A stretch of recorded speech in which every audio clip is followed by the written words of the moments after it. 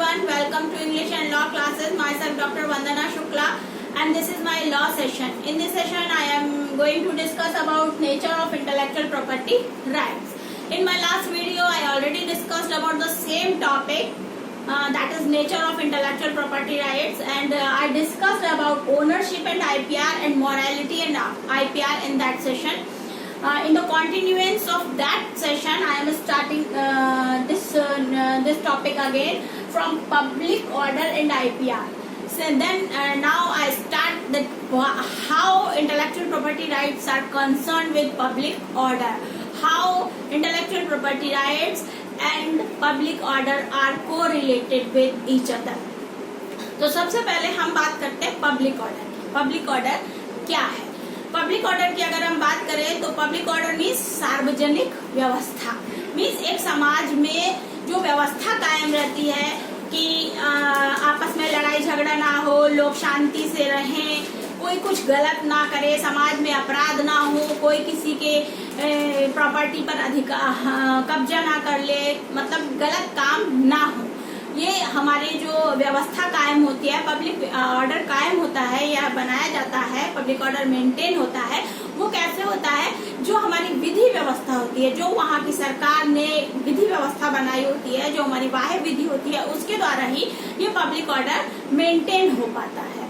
और अगर किसी समाज में पब्लिक ऑर्डर मेंटेन है, मीन्स समाज में अपराध नहीं है या अपराध ना के बराबर है, समाज में दीवानी प्रकृति के बाद भी नहीं है, means civil type of suits या क्रिमिनल केसेस समाज में बहुत नहीं हो रहे हैं, तो उसे हम कह सकते हैं कि वो समाज प्रोग्रेसिव समाज है.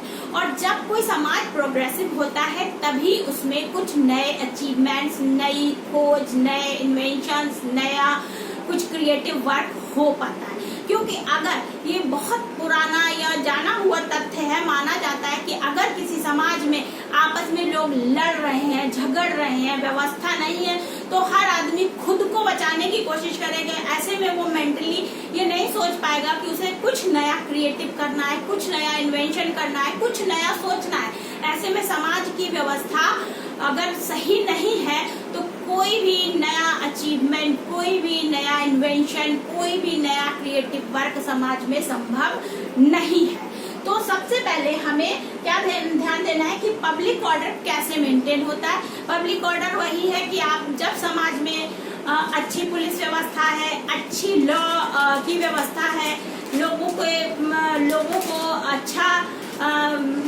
अच्छी सरकार मिली हुई है कि जो उनके अधिकारों को, उनके कर्तव्यों को भली भांति समझ सके, उनकी रक्षा कर सके, तो समाज में पब्लिक ऑर्डर मेंटेन रहेगा. और जब पब्लिक ऑर्डर मेंटेन रहेगा तभी आईपी राइट्स जैसे राइट्स जो है वो प्रोग्रेसिव, कोई भी राइट हो, कोई भी चीज हो नई, तभी प्रोग्रेसिव होगी जब समाज में पब्लिक ऑर्डर बना रहेगा. अब कैसे पब्लिक ऑर्डर बना रहेगा? अगर इसके विपरीत अगर समाज में कोई ऐसा, मान लीजिए कोई नया इन्वेंशन हो रहा है, समाज में पब्लिक ऑर्डर है, सब कुछ है, शांति है, लोग ठीक से रह रहे हैं, प्रोग्रेसिव है सोसाइटी, लेकिन उस सोसाइटी में अगर कोई ऐसा इन्वेंशन हो रहा है जो इन्वेंशन पब्लिक वेलफेयर में अच्छा नहीं है, उस इन्वेंशन के लिए, तब ऐसी स्थिति में भले ही वो इन्वेंशन कितना इनोवेटिव हो, भले ही वो इन्वेंशन कितना अच्छा हो, लेकिन अगर वो डिस्ट्रक्टिव टाइप ऑफ इन्वेंशन है, अगर वो समाज की व्यवस्था को प्रोग्रेसिव करने के लिए नहीं है, तो उस इन्वेंशन के लिए कोई भी आईपी राइट नहीं दिया जाएगा, कोई भी पेटेंट, ट्रेडमार्क वगैरह उस चीज के लिए नहीं दिए जाएंगे. क्योंकि अगर वो चीज जो मतलब कुछ क्रिएटिव हो रहा है, कुछ अच्छा हो रहा है सोसाइटी के लिए, तब उसको प्रोटेक्ट करना लॉ का एक बहुत बड़ी लॉ इसीलिए बनाया गया है सोसाइटी के लिए कि लॉ उन चीजों को प्रोटेक्ट कर सके जो समाज के लिए के वेलफेयर के लिए जरूरी है. लेकिन अगर उन चीजों से समाज को वेलफेयर नहीं मिल रहा है, बल्कि कुछ डिस्ट्रक्टिव टाइप ऑफ इन्वेंशन हो रहे हैं, तो वो जो समाज के लिए वेलफेयर के लिए अच्छे नहीं है, तो उनको हम आईपी राइट में सिक्योर नहीं कर सकते, उनको कोई सिक्योरिटी नहीं दी जाएगी. तो इस तरह से पब्लिक ऑर्डर और आईपी राइट्स आपस में कोरिलेट होते हैं कि जो भी क्रिएटिव वर्क होंगे वही जब समाज पब्लिक ऑर्डर मेंटेन है समाज में, तभी वो कुछ अच्छा सोच पाएंगे, लोग कुछ अच्छा कर पाएंगे, कुछ क्रिएटिव हो पाएगा, कुछ नया इन्वेंशन हो पाएगा। लेकिन वो सारे क्रिएटिविटी, वो सारे नए इन्वेंशन, वो सब समाज के हित में होने चाहिए, वेलफेयर में होने चाहिए। अगर कुछ भी अगेंस्ट द सोसाइटी इन्वेंशन हो रहा है तो उसको आईपी राइट्स में प्रोटेक्ट नहीं किया जाएगा।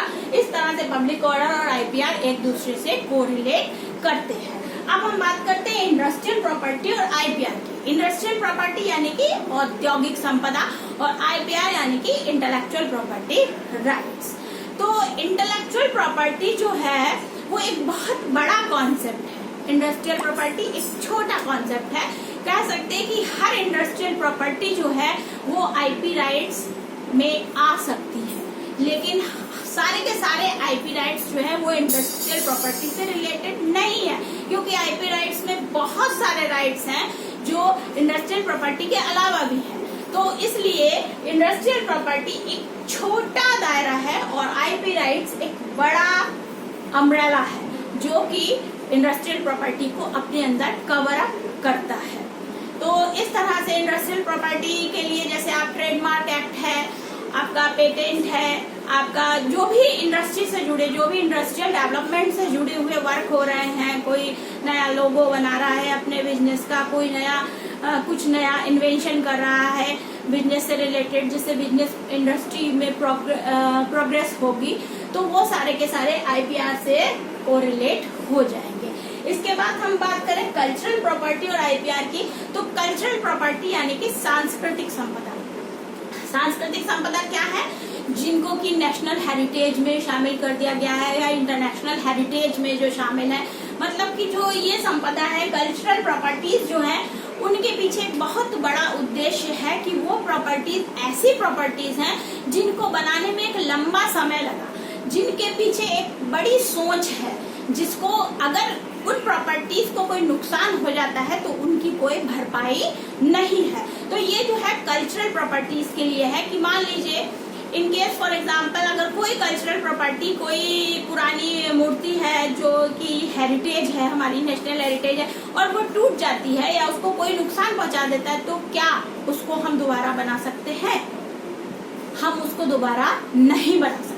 और इसीलिए वो नुकसान एक ऐसा नुकसान है, वो क्षतिपूर्ति, वो नुकसान ऐसा नुकसान होता है जिसकी की भरपाई संभव नहीं है, जिसकी कोई क्षतिपूर्ति संभव नहीं है। तो कल्चरल राइट्स जो है, कल्चरल प्रॉपर्टीज जो है, वो ऐसी ही प्रॉपर्टीज है।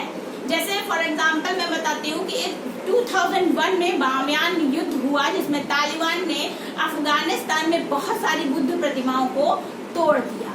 तो क्या वो बुद्ध प्रतिमाएं, क्योंकि बुद्ध प्रतिमाएं आजकल का इनोवेशन नहीं है, बुद्ध प्रतिमाएं बौद्ध काल से चल रही हैं, मौर्य काल के बाद से लगातार मौर्योत्तर काल से ये सब चल रहा है, जब से बौद्ध धर्म अस्तित्व में आया।